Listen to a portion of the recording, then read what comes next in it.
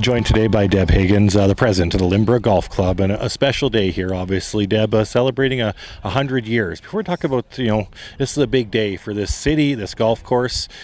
Some of the history of Lynbrook here today. Well, May 26th, 1924, the Lynbrook kicked off with a tombstone tournament. And it sounded like it was a really good day, so when we were celebrating our 100th anniversary, we thought it would be a good idea to have a tombstone tournament and invite public and golfers to come on up and join us. So this place, I think it would mean a lot to you. Obviously, you don't become president of it if it isn't special to you. What did it mean as you guys start planning for this big event, and how did the committee come together? It had to be a lot of excitement and whatnot.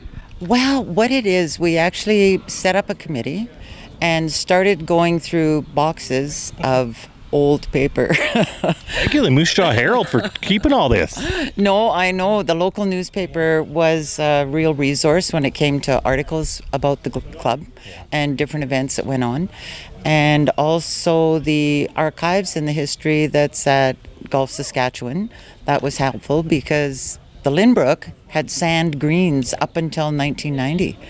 Our last set of greens converted to grass was in 1990. So we hosted the Provincial Sand Greens Championships a number of times. So, yeah. Sounds like those might be coming back here in the near future or whatnot. For you, and I know you don't want to speak for the committee, but now that this day finally came, the weather was really good. There's still a few people out playing here yet, but the day a pretty special one, and I think it's far from over. It is far from over. We've got a little bit of formal stuff to do, just some cake cutting and a little bit of discussing some of the history that we've posted on the walls in the clubhouse for people to have a look at, because it's it seems like a waste when you have all these documents and articles that are packed away in files or in boxes and no one has a chance to look at them.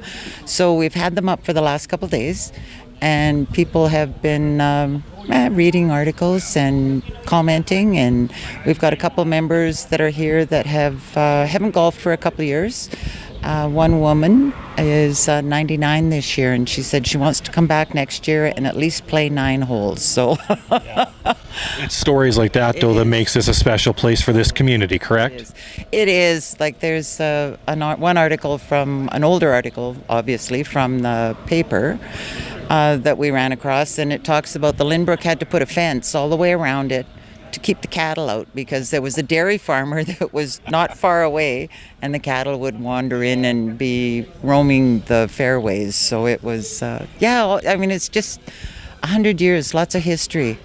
For sure. You've been a big part of this city, right? Mayor, you sat in Parliament representing Moose Jaw. How important is this facility to the city?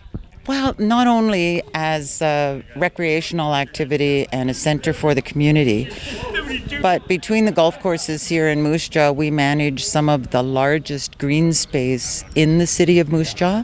So it provides a lot of amenities to the city, but also, I think, aesthetically, right? They are huge additions to a community, and people often, I think, take them for granted, the golf courses that are out there, but we are important. A lot of work goes into it, a lot of volunteer hours, but it is worth it because it adds to the community. You told me that you were on the board for 3 years here. Why is it important for you to be involved behind the scenes to keep this place going every day?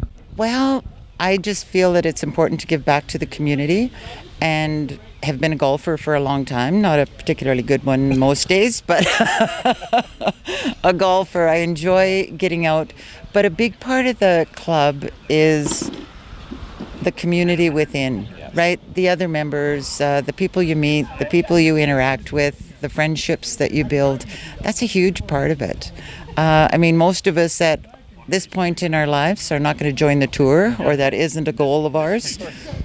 So it's the social aspect of it, but also the recreational and physical activity of it. Yeah, that's the thing we advertise, cradle to grave game, the greatest social game on earth. I saw you sitting with some folks that looks like, they've been playing here a long time. Those gentlemen, and this is such a big part of their lives, daily lives, I'm sure. Well, and it's the personal interactions and just the friendships that you develop. That's a big part of it. So it's important, I think, to have an active club that provides besides the social activities, we've tried to build on that, but also bring along the juniors, to attract the younger folks, and we've actually been pretty successful at that over the last couple of years. Our membership of juniors is probably a quarter of our total membership. Excellent. So we're just over 100 right now. Excellent. And they're up here in the evenings, and I mean, they're just lots of fun. They're fun to have around, and speaks well, I think, for the future of the game in Moose Jaw and beyond. Is there anything else you just want to add here today as we just kind of wrap it up and get set to hand out some prizes and whatnot? I would just say to any other golf clubs that are out there, look after your archives, because once they're gone, and they hold a lot of important information and a lot of stories that are worth hanging on to.